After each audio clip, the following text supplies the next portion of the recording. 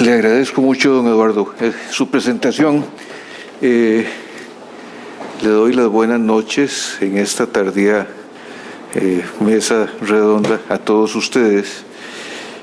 El tema nuestro de antecedentes, implementación y retos en la reforma procesal costarricense lo voy a abordar en lo que se refiere a antecedentes, sobre todo atendiendo cuestiones de edad, que yo creo que soy el que me llevo el primer premio en este panel. Voy a presentarles a ustedes lo que son los antecedentes de este código, señalando como título de esta exposición el proceso civil costarricense en el siglo XX.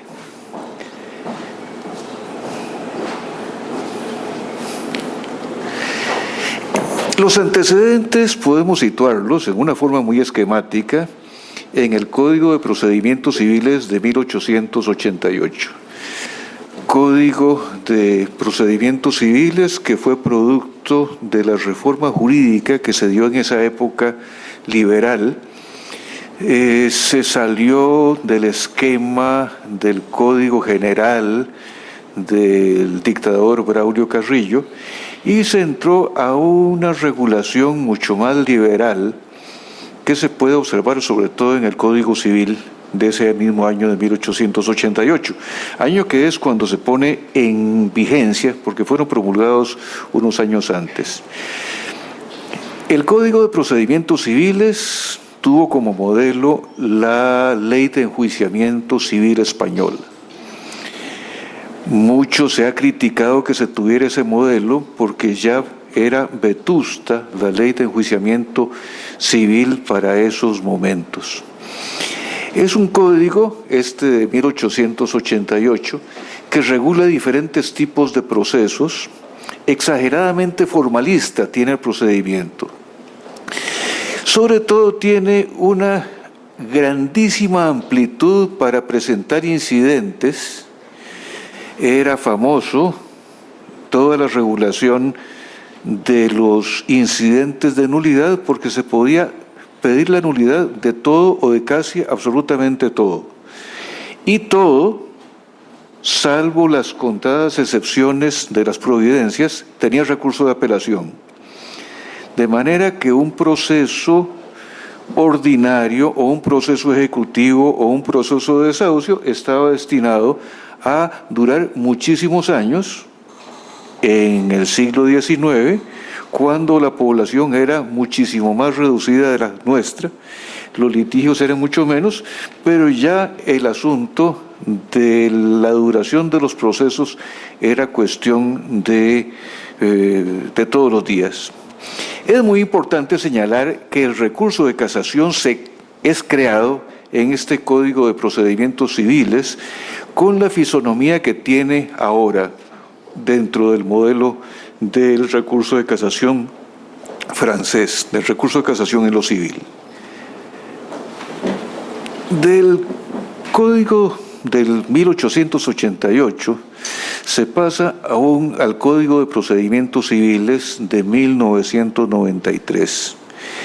Se quiso modernizar el proceso civil, pero lo que se modernizó fue la terminología.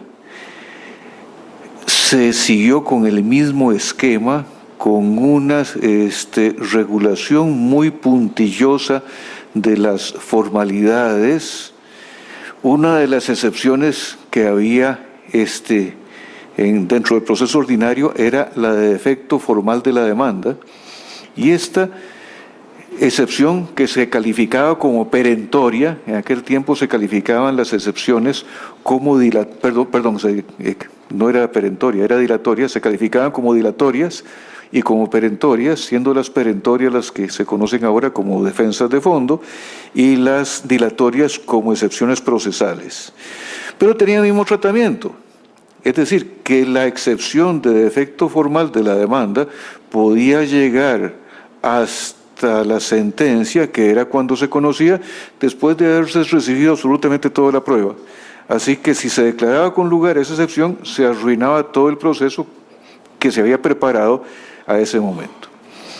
Esa reforma de 1933 no fue suficiente, por lo que se produjo un movimiento en la Corte Suprema de Justicia en la que se designó a 2 ilustres magistrados para que presentaran su proyecto. Esos magistrados fueron don Antonio Picado Guerrero y don Luis Dávila Solera.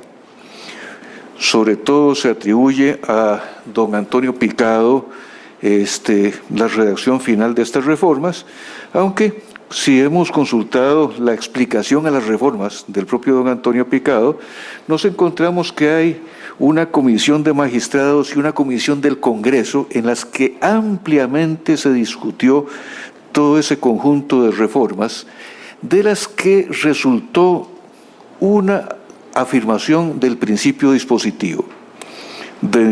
Creo que en un resumen muy apretado, esto es lo que importa señalar, esa afirmación del principio dispositivo, porque se entregó a las partes la disposición del proceso en una forma tal, como anoto en esta diapositiva, tuvo como consecuencias la necesidad de la gestión de parte para absolutamente cualquier pronunciamiento del juez, como la declaratoria de nulidad, aún de la nulidad absoluta de cuestiones de fondo.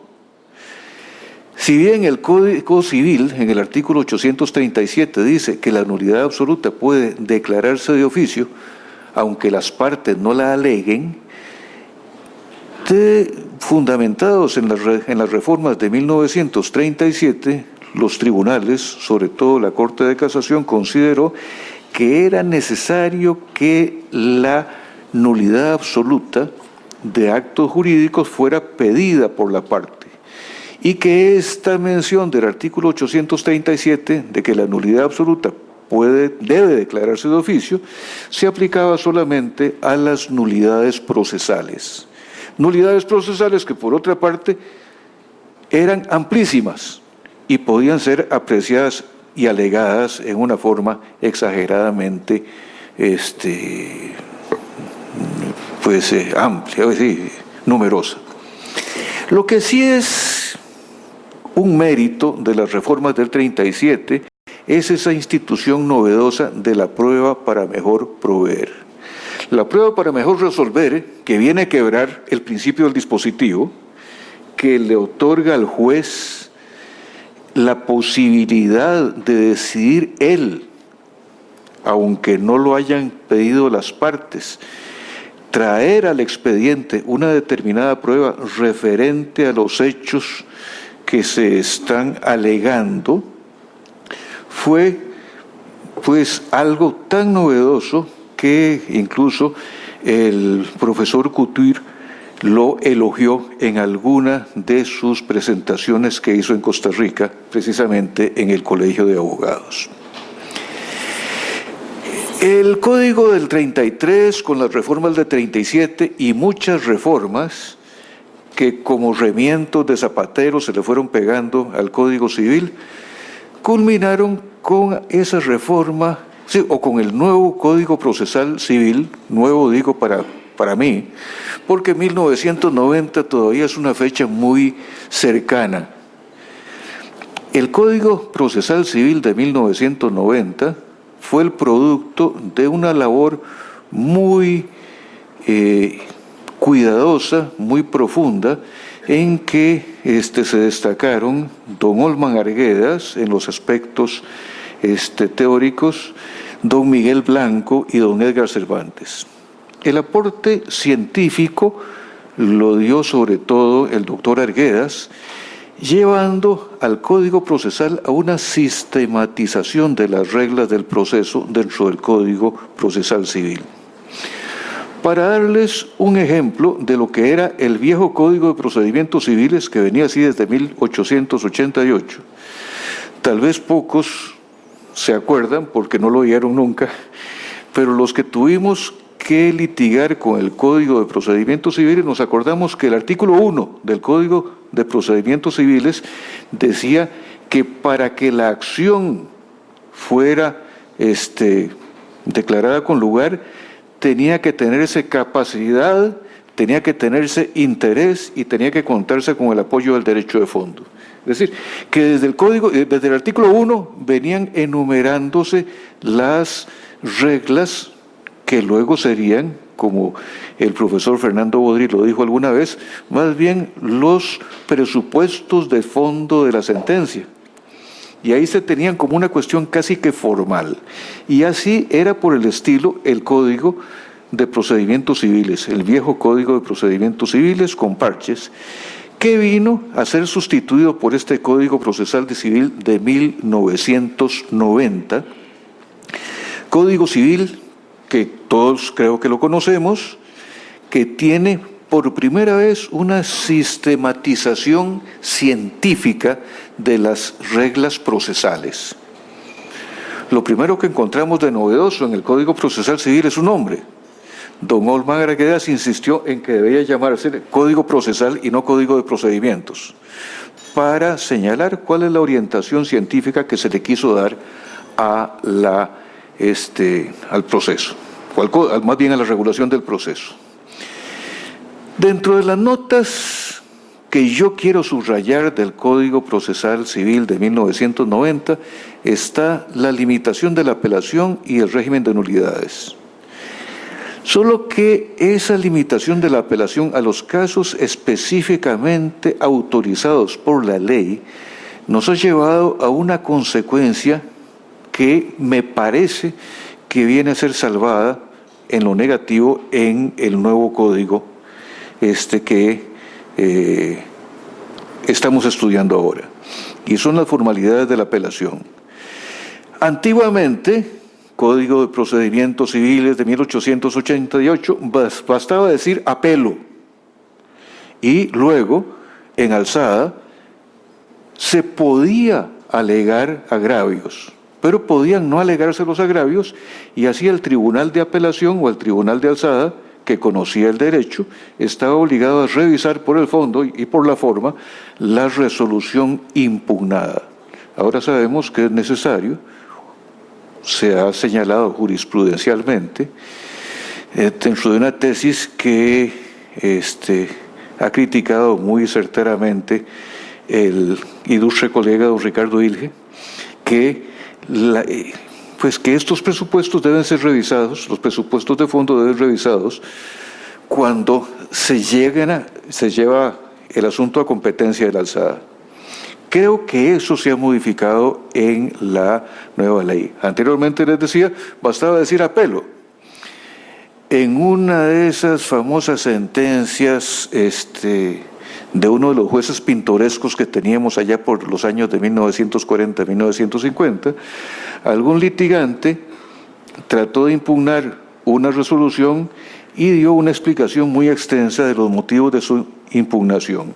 El juez le dijo que se agregara a los antecedentes el alegato y preguntó el abogado que por qué se echaba a la basura un alegato tan valioso. Y el juez le respondió, mire, porque usted no dijo apelo. Si usted me hubiera puesto una A y hubiera agregado un pelo suyo, yo hubiera admitido el recurso, pero de esta forma no lo admito. Pues bien, esa barbaridad vino a restringirse en el Código Procesal de 1990. Código Procesal que tiene una novedad también, y muy importante, que es la inclusión de la regulación de la prueba en el Código Procesal. Regulación de la prueba que antes la encontrábamos en el Código Civil. Para efectos científicos, para efectos de fondo, es importante tener la regulación de la prueba ya allí en el Código Procesal, señalándole al juez que él es quien administra la prueba. Y tenemos nuevos medios de prueba. La declaración de parte es conocida a partir de 1990. Se amplía notablemente el concepto de documento, señalando que documento no solamente es una atestación escrita, sino que es cualquier medio material en el cual se asiente un hecho o una situación jurídica, y se incluye dentro de los medios de prueba los medios científicos.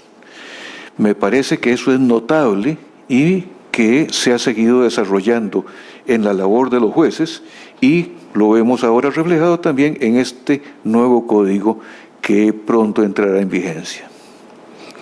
Eso es lo que tenía que decirles, por su paciencia y por su atención les doy las gracias.